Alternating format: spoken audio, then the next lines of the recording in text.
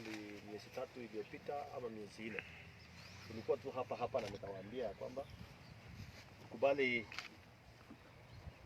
hayo maneno tunaambiwa, kwa sababu mliona walisema Italy kuna corona, kuna wapi, na wakatutishia pia hapa sana. Lakini niliwaambia nikasema hatusemi corona haipo pase.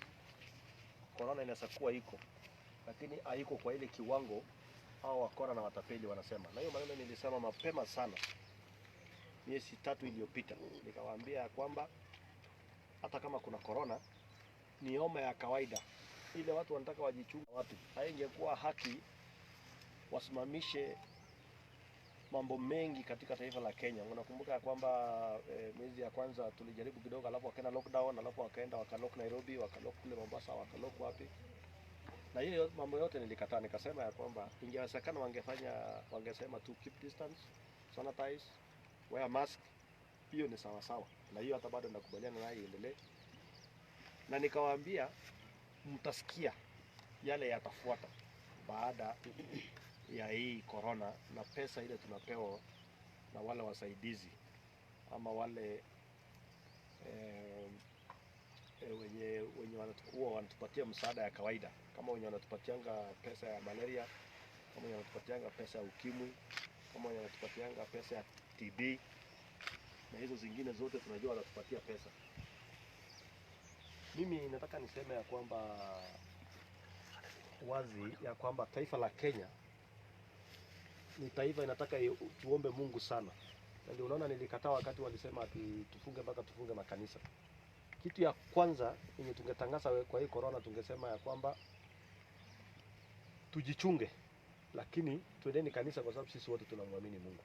Na ndio unaona mimi kila siku huwa kama kuna mtu rafiki yangu mkubwa sana, sijui sera zake za mambo zingine zote, lakini mimi nakubaliana na president wa Tanzania Magufuli.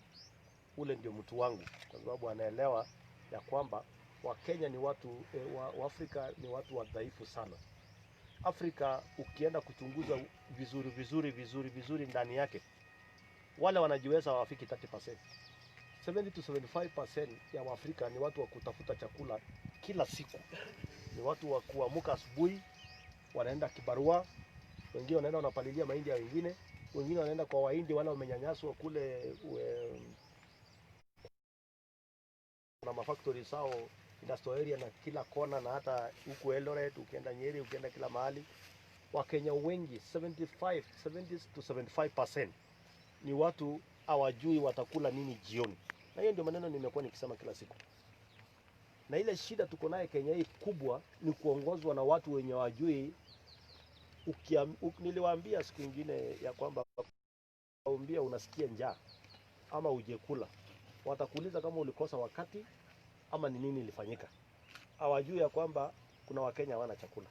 Na ndio nikasema hata hiyo lockdown walikuwa nasema wangepatia watu chakula ama watafute namna nyingine yoyote. Lakini kwa sababu hayo yamepita, na ninajua hata kwenda hapa mbele mashule inaenda kufunguliwa, na hatujui hao watoto wataenda shule vipi, kwa sababu wazazi wengi sana wamekuwa grounded. Wazazi wengi sana hata leo tukiongea hivi hawajui wataanzia wapi na watamalizia wapi. Na ndio nikawaeleza ya kwamba kuna waizi wakubwa, wale wamesoea kuita watoto wa watu waizi. Kwanza mimi nimefurahi kidogo kwa sababu Mungu anatenganisha maji na mafuta. Na imefika wakati kanisa wanataka na waingilie na nguvu sana. Wajua ya kwamba hii Kenya si ya watu wachache. Na mimi nilisema kuanzia kitambo, nikasema Kenya hii hakuna mtu squatter katika taifa la Kenya. Uwe uko na pointi moja, uwe hauna, wewe ni Mkenya, uko na kitambulisho inasema Kenya, wewe ni Mkenya kama Wakenya wengine wote. Na ndio nikaguzia mambo mingi ya wizi na corruption.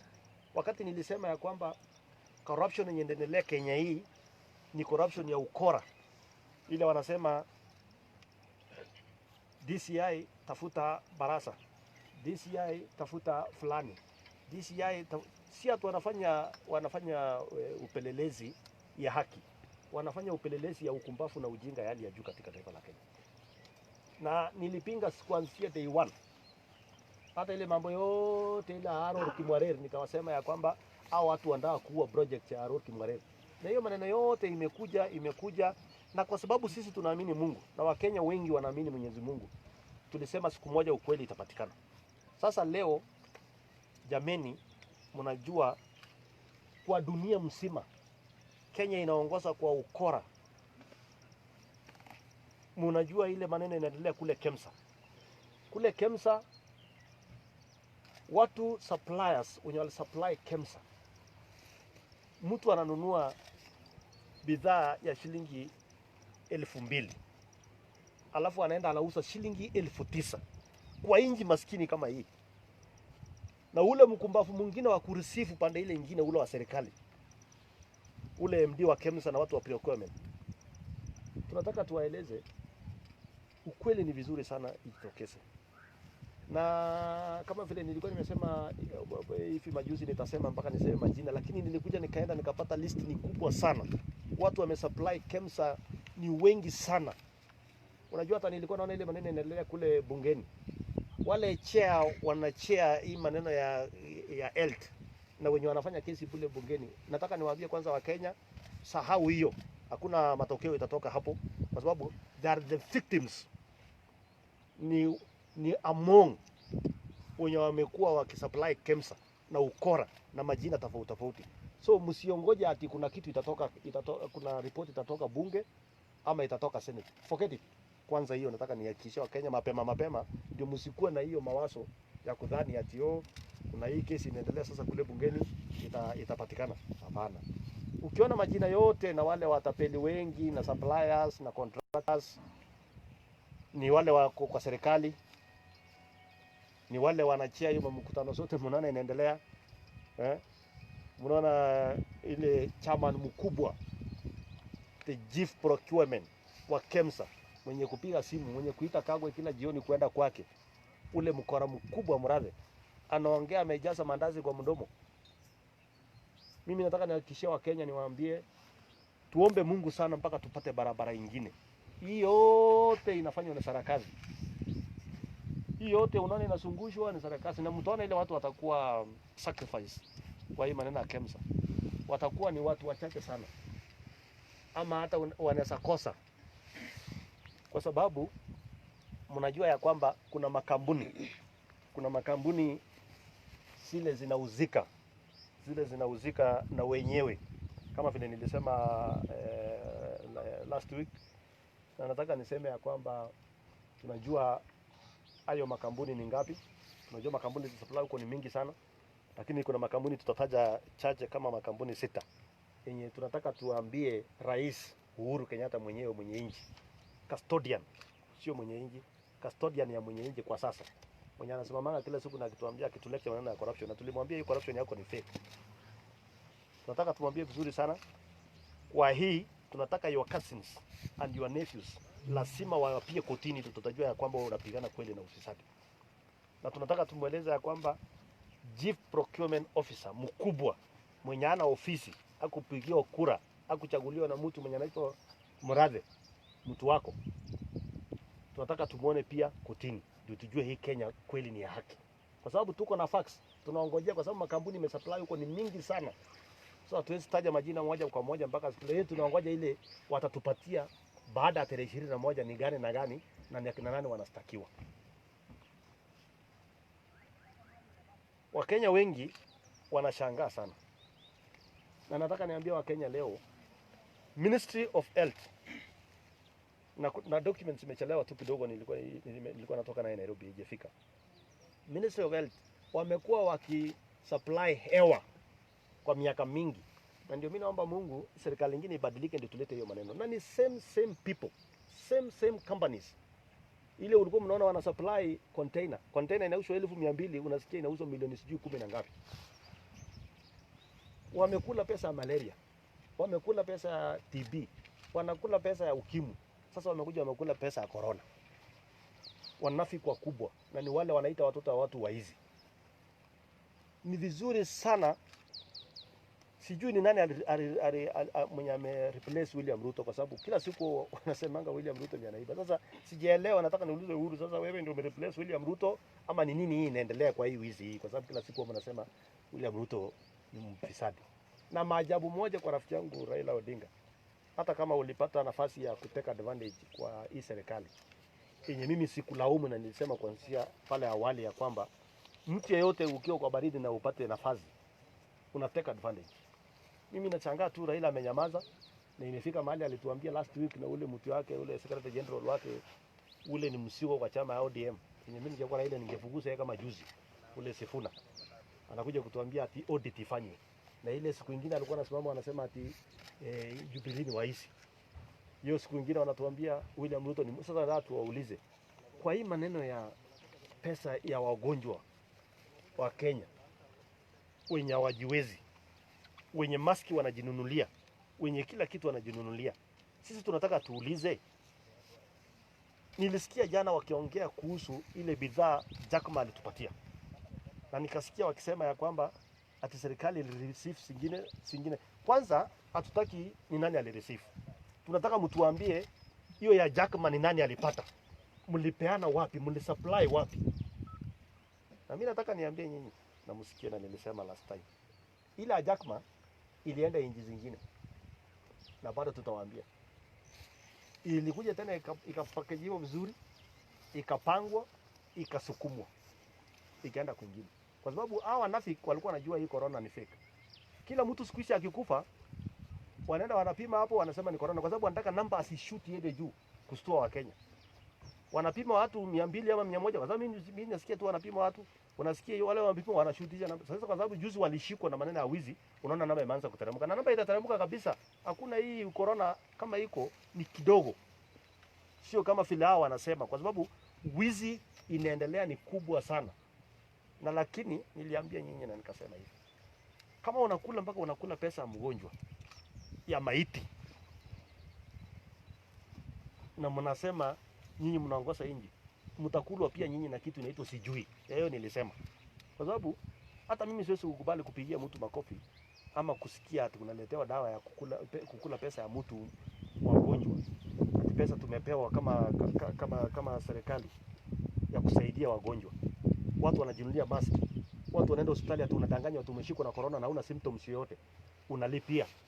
Wale wengine wote wenye wako hospitali hii wanaenda wanapima mtu tu, kwani hatuko na wagonjwa kuanzia zamani? Kwani watu wako wanakufa? Kila mtu siku hizi akikufa corona. Kila mtu akikuwa mgonjwa corona. Hiyo ni utapeli na ukora yenye iko Kenya hii kubwa sana. Na ndio tumesema hivi. Kwa hii inaendelea saa hii kwa hii SCC. Kama kampuni inaitwa Siwala Limited haitakuwa, kwa hiyo msistake mtu. Kama kampuni inaitwa Bell Limited haitakuwa, hiyo msistake mtu. Kama kampuni inaitwa Olbis haitakuwa, msistake mtu. Wacha Wakenya wote waibe wakue equal. Kwa sababu hatuwezi kubali waizi wengine na wengine wapelekwe kando. Na kama watastakiwa, wastakiwe wote. Lakini swali yangu ni hii, hata mkistaka hawa, mnaweza kuwa mnawastaki mpange tu mcheze PR. Hii pesa nani atarudisha? Kwa sababu tunajua mpaka kwa manyumba yenye imeingia huyu mradha akiongoza, nani atarudisha hii pesa? Hiyo ndio swali yetu. Ndio mimi nataka niseme, Wakenya muombe Mungu sana, muombe Mungu usiku na mchana, ili bado watuonesha hawa tapeli na waizi wenye wamevalia ngozi ya kondoo, na kumbe hawa ni umbwa mwitu, wakora wakubwa wenye kutaja majina ya watu. Ilikuwa nasikia watu wengi wakiongea kuhusu Kemsa. Mimi nataka nimwambie huyo MD wa Kemsa, kwanza wewe unafaa kujipeleka wewe mwenyewe uende ujifungie korokoroni, kwa sababu wewe ni mjinga ya mwisho. Unaweza kujaje kuambia Wakenya nilipigiwa simu, nilisijui nilifanyio nini? Wewe ulikuwa unapigiwa simu hujui procedure na procedure procurement. Ulikuwa unapigiwa simu sijui na CS. Huyo CS anatukujanga anatuambia Kiingereza mingi na Kiswahili mingi na mtu bure kabisa. Yeye ndio mtapeli mkubwa. Wanakuja wanatuletea kila siku breaking news. Mimi nataka niambie huyo MD, shame on you. Ni sawa umesema, lakini shame on you. Unakuja unatuambia baada ya kupata hasara kubwa katika taifa la Kenya, ati nilipigia simu na PS. Wewe mbona ukuacha kazi? Na let me tell you my friend, you will be sacrificed. Wewe ndio utapelekwa kotini kwanza, number 1. Na hiyo ujinga yako yote hiyo. Unakuja unajifanya sasa tu unasema nini? Na mmeshakula pesa. Ndio nipatie rafiki yangu Didmas. Nataka pia niongezee ya kwamba niambie Uhuru Kenyatta, kama ujui, labda saa zingine ujui vitu zingine, wacha mimi nikusaidie sasa. Watapeli uko nayo wakubwa wenye wanaharibu inji hii, wakiongozwa na Murathe, wakifuatwa na mtu anaitwa Nje, chunguza vizuri. Wakifuatwa na mtu anaitwa Ogetho. Huyo Ogetho kazi yake ati Solicitor General wa Kenya, kazi yake ni kuambiwa andika barua hii left, right and center, na wenye anawaambia ni hao watu wako hawa tu. Huyo mwingine anaitwa George Kariuki, Ogetho na Nje na Murathe na Waita. Chunguza hao watu wako kwanza wewe rais, na utapata sababu na kuambia uchunguza hao kwa nini. Kuna kampuni walipeana wakati walifuruga kaunti ya Nairobi. Wakapeana kampuni ya kuja kulipisha ushuru, ya kuja kuchukua wakati walifukuza ile Jambo Pay. Mimi nataka utafute na utume mtu wako na ufanye investigation yako, kwa sababu mimi nataka nikusaidie, kwa sababu nimegundua ni kama kuna vitu mingi ya ujui. Kuna kampuni inaitwa Nofeta. Tafuta hiyo kampuni, ilikuwa inachukua pesa hapo awali yenye inadai saa hii milioni 800. Inadai 800 million saa hii yenye hawajalipwa, kwa sababu sasa walikuja sasa wakati mlilete ule mwanajeshi. Huyo mwanajeshi saa hii hata utaona atafurugwa na hao wakora yako, kwa sababu kuna vile wanacheza game hapo. Na kama kuna watu wamefuruga kaunti ya Nairobi na wamefuruga Kenya, ni hao watu watano nimekuambia, Uhuru Kenyatta, na ufanye uchunguzi yako. Angalia mtu anaitwa Nje Muturi. Angalia mtu anaitwa Ogetho, Solicitor General, anaandika mabarua left, right and center. Angalia mtu anaitwa Kariuki, George Kariuki, na uangalie chairman wao mkubwa akiwa ni Murathe, na uangalie Waita. Najua Waita umemfukuza kidogo, lakini chunguza vizuri. Hawa ndio wamefuruga hata ile corruption ya kwanza yote, wakisema ule amekula hii, kwa sababu walikuwa na interest kila mahali. Na ukitaka facts, fanya kitu inaitwa private investigation behind them, you will get everything. Uenda hata ujui vitu zingine, tunakulaumu tu hapa, lakini kwa sababu wewe naye ulikubali kukua mgaidi mkubwa, au sikii wajumbe yako, au sikii senators wako, au sikii watu wako, tunataka tukueleze my friend, utabeba mzigo yako wewe mwenyewe. Lakini watapeli na wakora wakubwa ni wao, nimekupatia leo. Ya mwisho, nilisikia Murathe akiongea kuhusu maneno ya Twake Dam. Twake Dam inajulikana vizuri sana. Hakuna hata mtoto mdogo anajua Twake Dam ilikuwa nani ndio broker. Murathe ndiye alikuwa broker wa Twake Dam. Na tunataka ifike siku yenye Murathe nataka tena ajitokeze kwa TV, na kuja atuambie kama kuchukua pesa kutoka kwa ile kampuni inajiita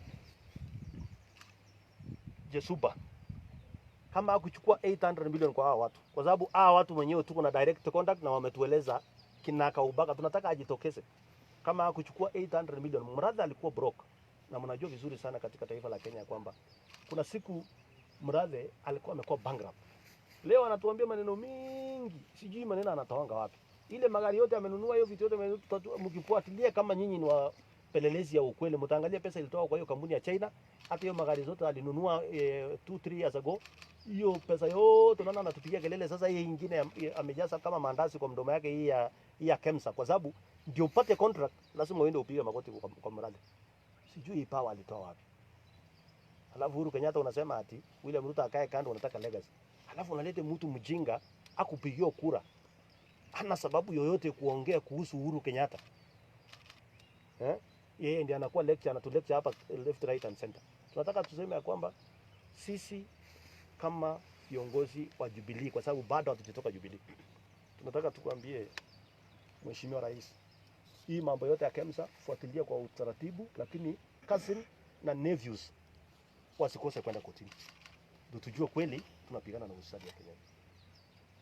Kama kuna maswali mtauliza baadaye, wacha nipe rafiki yangu aendelee. Thank you very much, my friend Oscar Sudi. I just want to add 4 more companies to the list that my friend Oscar Sudi has already given me. The first one is a company called MedLife Biological Limited. Second company is called Light Up Africa Limited, NanoPay Limited, and Shop and Buy Limited. I want you members of the Fourth Estate to go and find out who are directors of these companies. After finding out the names of the directors of these companies, go further in government. Who are their relatives in government? DPP Nurdin Haji has set a precedent. Some of the allegations that Aisha Jumwa is facing is because that his relatives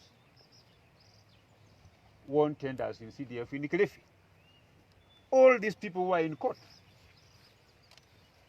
I therefore want to challenge the authorities that are charged with the responsibility of investigating crime in this country to also go after the relatives of the directors of the companies that I've just mentioned here.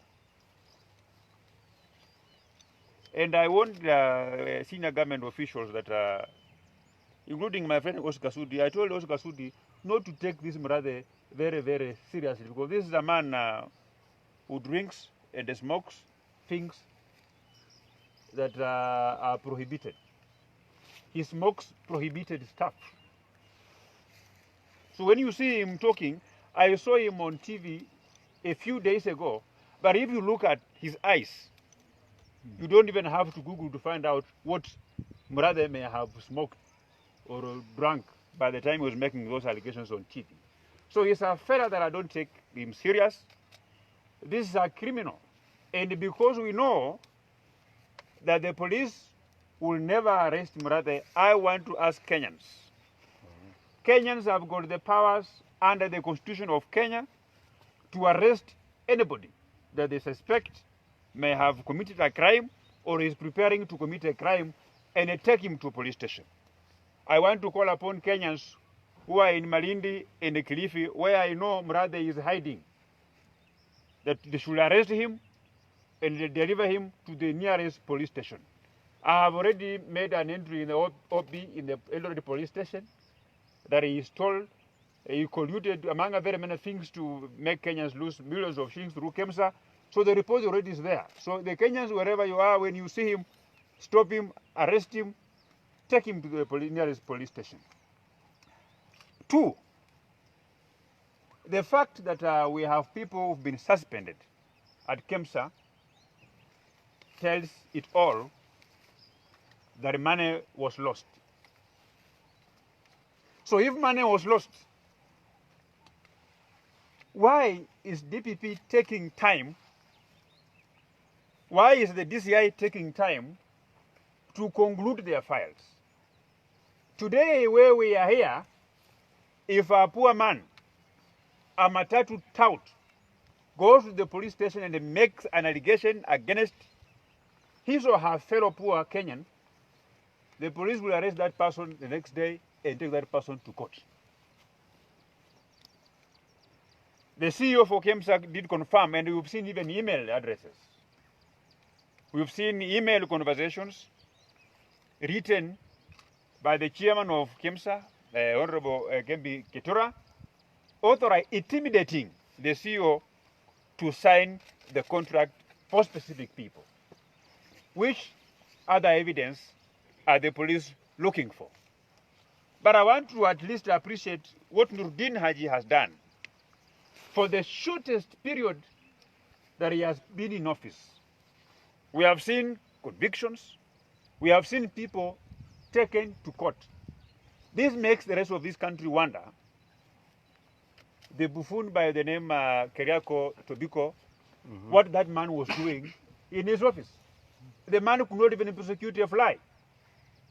The man was part of the cartel of the criminal gangs in this country, that instead of him aiding the accused persons get justice, he was aiding He was purported to have been aiding the criminals evade justice. I saw him recently lecturing us who are having meetings. Please, even concentrate on planting trees, because when you are a minister, the CS for environment, your only role is planting. We have only seen him planting trees and nothing else. You know. So we want to tell Kirago Tobiko that when you open your mouth to lecture Kenyans on anything, this country bleeds. You are no longer a role model. You could not prosecute anybody when you are in charge of the public prosecutions. Nurdin Haji never came from the heaven. He came from this country. He is our son. So what is it that Nurdin Haji is doing that Keriako Tobiko was unable to do? So Keriako Tobiko, swallow the pride, smell the coffee, shut up and keep quiet, because you know whom you speak for and you fail this country. I also want to say this. This country, our constitution has been subverted. Our constitution has been thrown in the dustbin.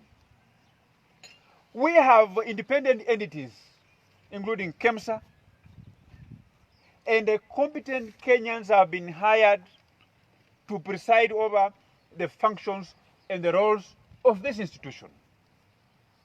We have people who are usurping the powers of the head of public service. People like Imrade, he has appointed himself to be the supervisor of public service. He's hovering from one office to the other, threatening civil servants, directing civil servants who are competent enough.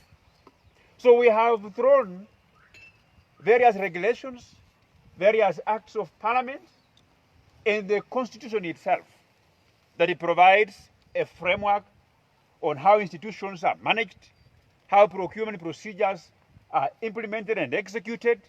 Now they are getting phone calls, intimidating them. We will want to see Kenyans lose their job, being demoted, being transferred on the basis of incompetence, not on the basis of failure to comply with the illegal directive issued by somebody smoking bang, drinking alcohol from a slave queen's house. This is what Murada is doing. He has slave queens in Mombasa huko. Anakaa kwa nyumba ya, I'm told in every town he has a slave queen. Anakaa kwa slave queen hapo kwa boma, anakunywa pombe yake hapo na bangi yake anavuta hapo. Anachukua simu, anapigia CEO ya Kemsa, patia mtu fulani kandarasi, patia huyu kandarasi.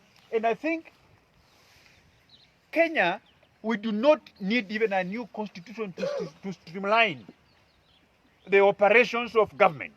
What this country needs is a man and a woman who will rough up all these corridor employees, who will rough up all these conmen, calling themselves deep state and intimidating civil servants, bundle them into a police car and take them into prison. That is the medicine that will save this country. Kuna Wakenya wengi ambao wamehangaishwa na hawa watu na hawa wakora. Wametisha. Lakini mimi na Oscar Sudi tunajua sisi ni watu ya kiwanja. Sisi vijana tu wale wametoka kule. Hata ukisema utatukamata sisi, we don't fear, because sisi tumeishi maisha kwetu, unaishi maisha kama ya jela. Hata jela iko afadhali. Tumezaliwa tumeishi kwa boma ambayo kupata chakula mara moja kwa siku ni shida. Lakini tunaambiwa huko jela, huko prison, chakula breakfast asubuhi mnaletewa. Tunaambiwa lunch wanaleta, hata kama ni maharagwe ni chakula. Lunch pia sapa wanaleta huko. Kwa hivyo tunaambia hao watishe matajiri, lakini sisi watu maskini kama mimi na Oscar Sudi, wale watu tumetoka msituni huko. Sisi hatuna shida, wakitaka watu bandiki watupeleke siji wapi, wacha watupeleke. Lakini lazima tuseme ukweli. And we are going to engineer the revolution in this country. I know Mutahi Kagwe, you are CS, you've been mentioned, and you have said you are not going to resign. Please, we are coming for you as Kenyans. We are coming to evict you forcefully from that office. Please, move with speed, salvage anything that you can, including portraits of your wives and families that you put in your office. Because Kenyans, we are coming for you. We will remove you from that particular office expeditiously. That is what we are going to do as this country, and we must stand up. We are going to rally Kenyans of goodwill to say no to mismanagement of public resources. we are going to rally the citizens of this country into arresting all these criminals who have been siphoning money from public coffers, who have been engaging in a lot of criminalities with impunity. And when they talk as if they own government. And I want to tell them that Kenyans will have an opportunity in 2022 to change this government so that we can also advance the gains that have so far been reversed by these criminal gangs who, by not following the constitution. We must now look for a new government in 2022, a government that will take Kenya back, and so that Kenya can begin to enjoy the gains of our new constitution. Because we are speaking now, the new constitution has been thrown away. We are not following it.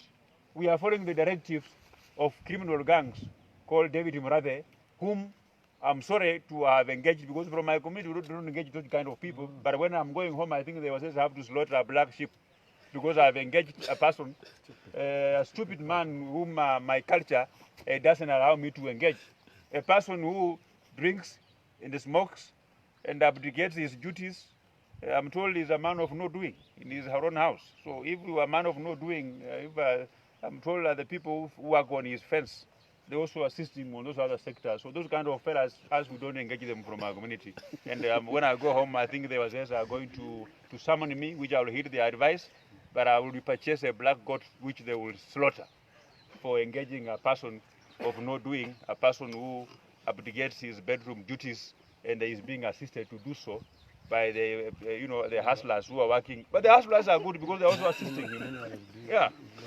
Yeah, and I'm told even this man who's he has big problems. This is a man who's we should create a law that maybe recognizes all those fellas. Unajua kuna wale watu wengine ambaye ni mwanaume lakini hataki mwanaume mwenzake. Anataka tu mwanaume mwenzake. Ukimpeleka kwa mama hiyo mnakosana. Hata kama yeye ni mwanaume na yako na mama, unajua iko Mungu vile aliumba vile ndakana ile maneno mengine yafanye. Lakini yeye anasikia hiyo maneno sijui vidole, sijui nini, hiyo maneno mengine hiyo nasikia sijui. Haipiki salute. Transformer anaambiwa moto haipiti, sasa anatumia tu vidole, sijui mikono, sijui nini. Sasa hiyo ni mtu bure. Mtu yule ndio kama Kibaka angekuwa angesema huyo ni mtu ya kutwangwa makofi. Umesema Murathe, you have said Murathe was using phone call, and you have mentioned some of the companies. Maybe can you have some names of the directors of the companies? Yeah, there you can Google and I have given you, and from here I can give you the certificate of registration of those companies.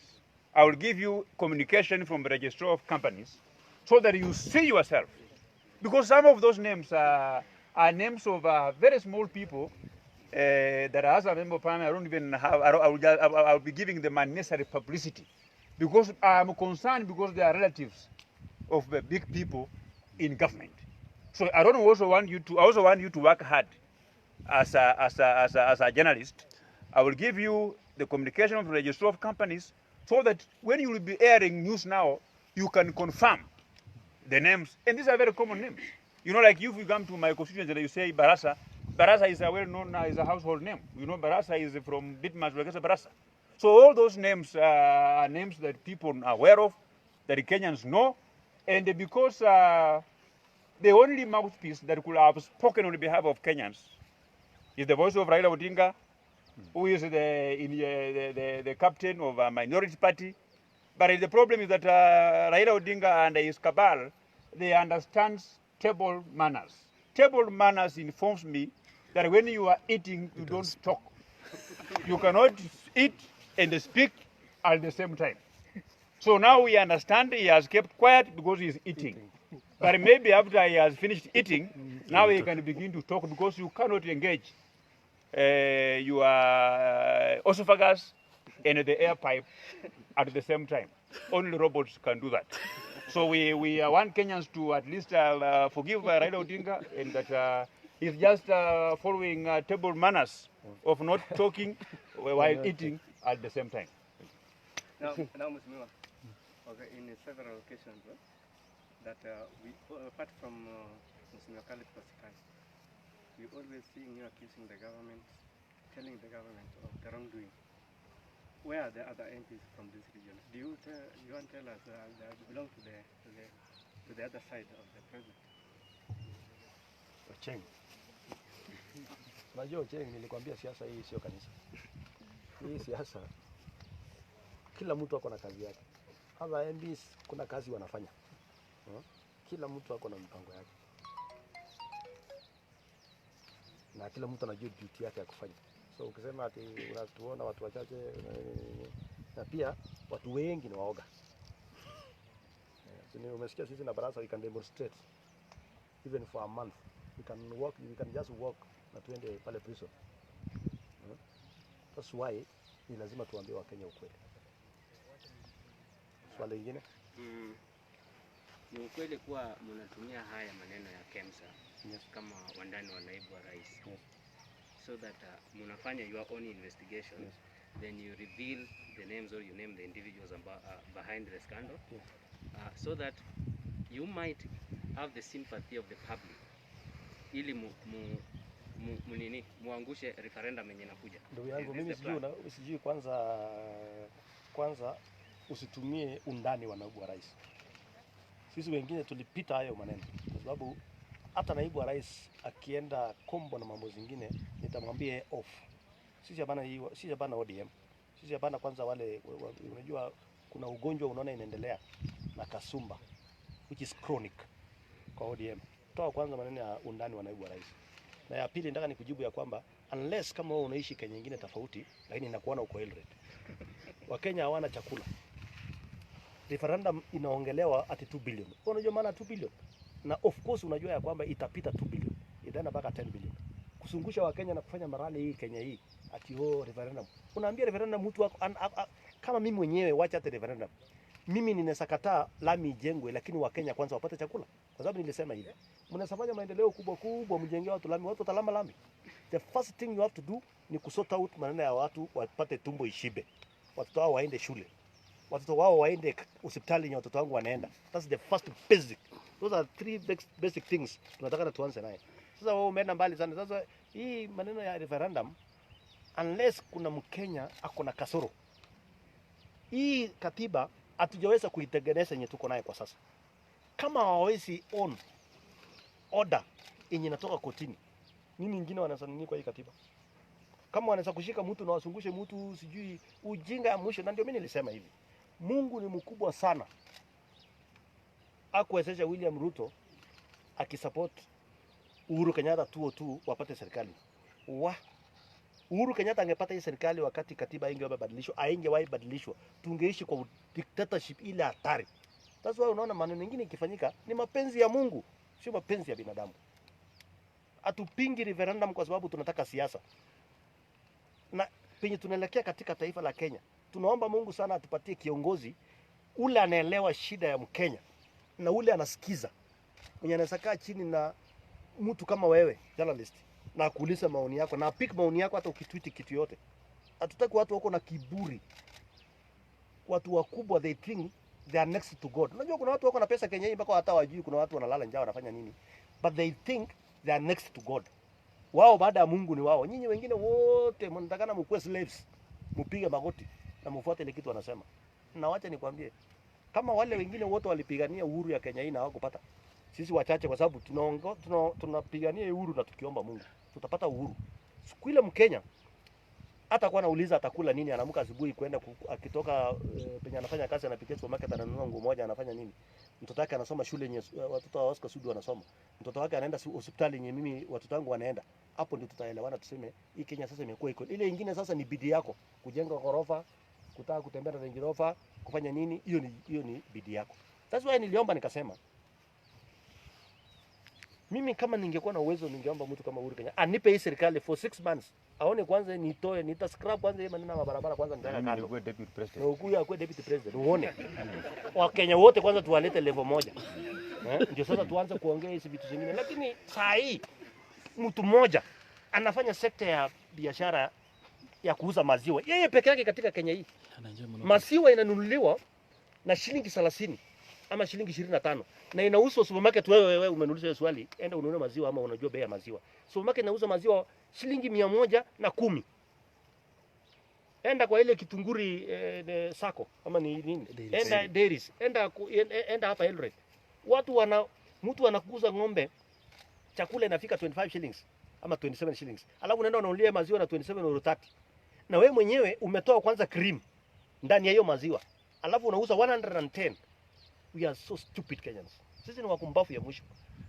Ukienda sekta ya fedha ni wao. Ukienda mashamba kubwa ni wao. Ukienda nini ni wao. And they lecture us. Ati waizi. Pandemic. Pandemic ni nyinyi. You are the pandemic. Tusienda hapo ndugu yangu, uliza swali lingine.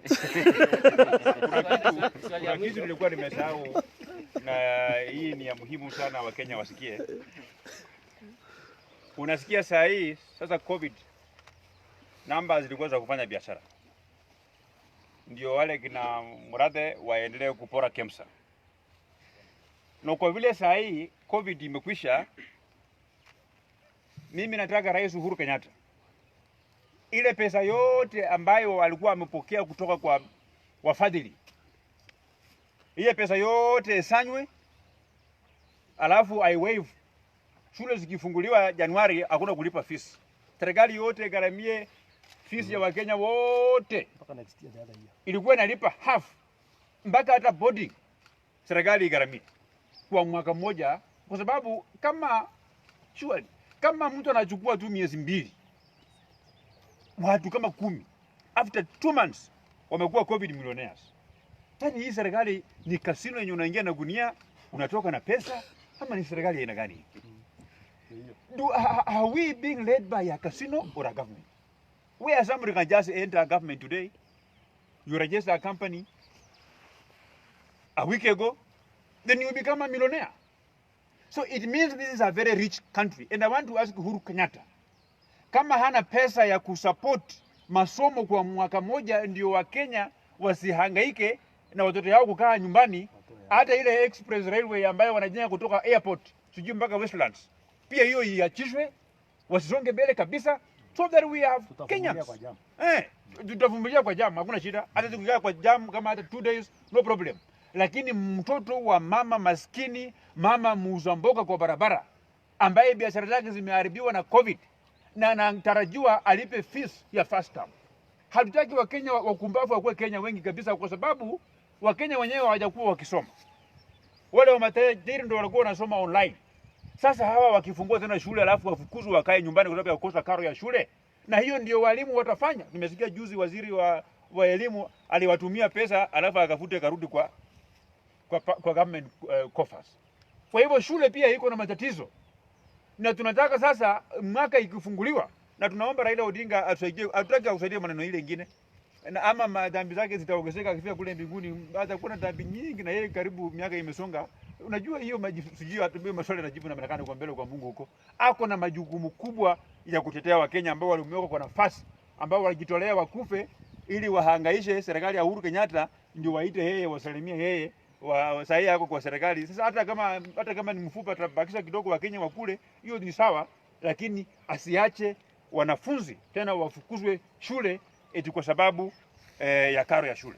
Hizi kama wajumbe tutatua CDF, lakini serikali lazima itoe pesa nyingi zaidi, ile ambayo itafanya masomo yote kuwa ya free, na atoe executive order kwamba principal yoyote ambaye atafukuza mtoto ati sijui pesa ya lunch, sijui pesa ya nini, ule principal afutwe kazi mara moja, aende wakae huko na bwana Murathe, watu ya kutembea kwa barabara huko, ya kufanya biashara hapo ya conmanship kwa barabara huko, na kuandaa wafanya biashara na kukula pesa yao, kwamba watatafutia tenda za serikali.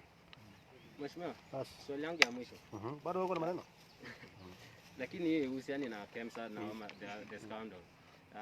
Wiki jana ulikutana na MCS kutoka Elgeyo Marakwet, Uasin Gishu na Nandi. And recently tuliona Njiru alienda kukutana na naibu wa rais. Kulingana na uhusiano kati ya senator wa Baringo na Uhuru Kenyatta, does it mean that you are out to lock Gideon Moi out of Rift Valley ahead of 2022?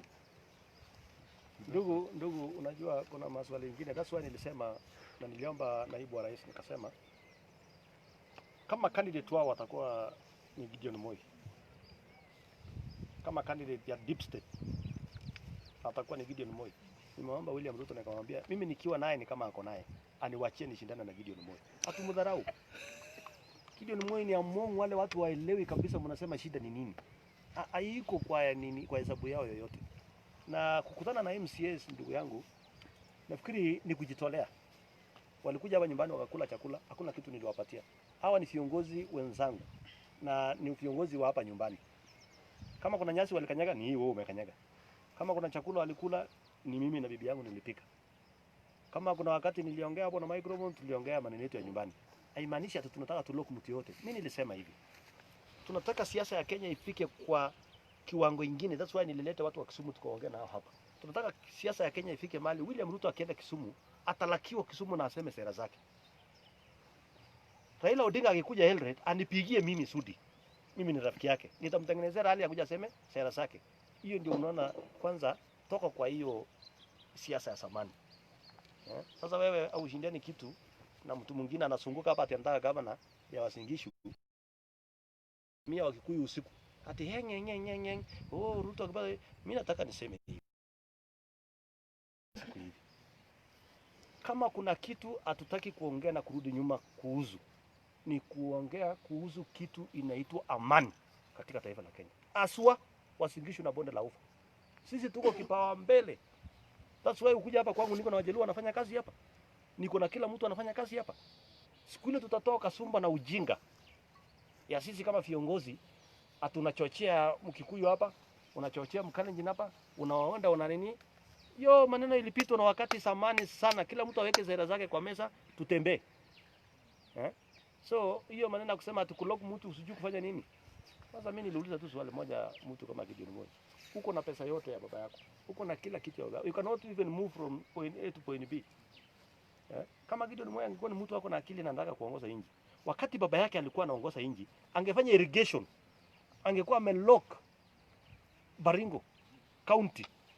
Aseme baba yangu anafanya kazi ya ile Kenya nyingine yote. Wacha mimi nifanye ya Baringo County ni hata niwapatie maji, niwapatie nini. Angekuwa na pale pa kustart kuanza kama kiongozi. Lakini ule mtu ni mtu ya white. Ni mtu ya starehe hawezi choma anajua. Unaona wanajichunganga sana wa matoto matajiri hata limo. Yaani my friend, tuko kwa Kenya tofauti sana. Hii Kenya ni that's what tumesema tunataka leo tuweke kando maneno ya dynasty na asolas. Yaani tutenganishe maji na mafuta kwanza. Ili tuone hii Kenya kama watu wengine watatembea. Kwa sababu wewe umekuja umechomwa jua. Unafikiri kama ungekuwa na akili kidogo na kuna pesa unapeanwa. Mimi singekubaliana na wewe kama uko na zaidi ya mwaka 30 bado unafanya kazi ya kukuja kusikiza Sudi. Wewe sasa ungewaachia wale wametoka university sasa wafanye. Wewe ungekuwa umesonga umefanya biashara nyingine. Kama Kenya ingekuwa Kenya inajali watu wote. Lakini sasa wewe utafanya hii kazi ya journalist mpaka nywele kwenye nyeupe kwa sababu ya ujinga yenye tuko nayo Kenya hii. Hapo umesema Bombshell Kutoka swali lingine. ukweli mwingine sipendi. Kuuliza maswali Mama kusema maswali zote. Sipendi hiyo ukweli. I have 2 years.